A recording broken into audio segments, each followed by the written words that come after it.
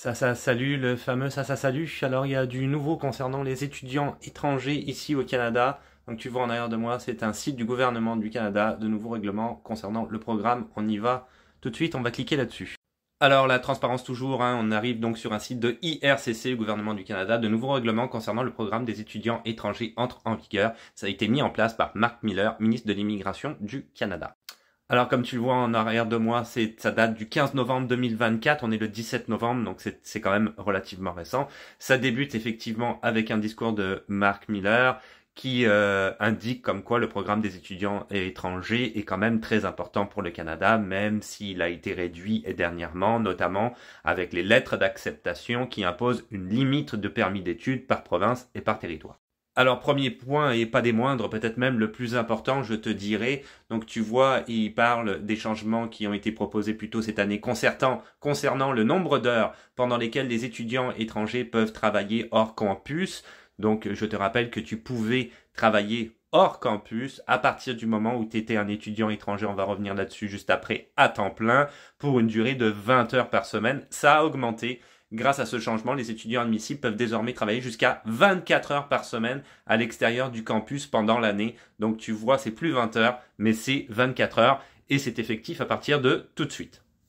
Alors, comme je viens de le dire, effectivement, les conditions n'ont pas changé, c'est-à-dire que pour travailler hors campus sans permis de travail, les étudiants étrangers doivent étudier à temps plein, obligatoirement, dans un programme postsecondaire de formation générale, théorique ou professionnelle, ou un programme de formation professionnelle, soit DEP, de niveau secondaire, offert au Québec, donc ça c'est plus spécifiquement pour le Québec, d'une durée d'au moins 6 mois et qui mène à l'obtention d'un diplôme ou d'un certificat. Alors, autre changement qui cette fois concerne en fait les établissements, c'est-à-dire que 2 fois par année, les établissements d'enseignement désignés doivent présenter à IRCC maintenant un rapport indiquant si chaque titulaire de permis d'études inscrit dans leur établissement est demeuré inscrit.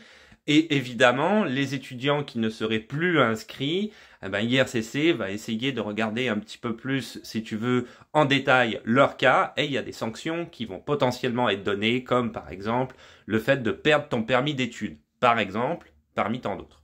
Tu vois d'ailleurs, ils écrivent noir sur blanc, les étudiants qui ne sont plus inscrits peuvent faire l'objet d'une enquête et s'exposent à des mesures d'application de la loi car ils risquent de ne pas respecter les conditions de leur permis d'études, ce qui implique éventuellement une révocation. C'est certain que c'est quand même le gouvernement du Canada, donc j'imagine que avant tout tu vas avoir... Ils vont pas révoquer ton permis d'études comme ça, ils vont quand même chercher à comprendre c'est quoi ta situation. Après, c'est du cas par cas, donc ils vont communiquer avec toi pour dire regarde, ça marche plus, qu'est-ce qui se passe? Et à ce moment-là, ils vont prendre les mesures nécessaires, soit pour t'aider, premièrement, ou effectivement, si t'es malhonnête, ça va pas aller dans ton sens, malheureusement. Alors voilà, donc je te rappelle les 2 mesures phares. On augmente de 20 heures à 24 heures le nombre d'heures que tu peux travailler hors campus à partir du moment où tu es un étudiant à temps plein. Et également, ça n'a rien à voir avec les étudiants, mais quoique, le gouvernement du Canada demande à tous les établissements de vérifier 2 fois par année si effectivement les étudiants sont bien inscrits et suivent bien leur programme d'études. Donc, fais attention à toi quelque part et essaye d'être transparent avec ton établissement effectivement pour pas te retrouver dans la problématique. Là-dessus, je te dis à plus.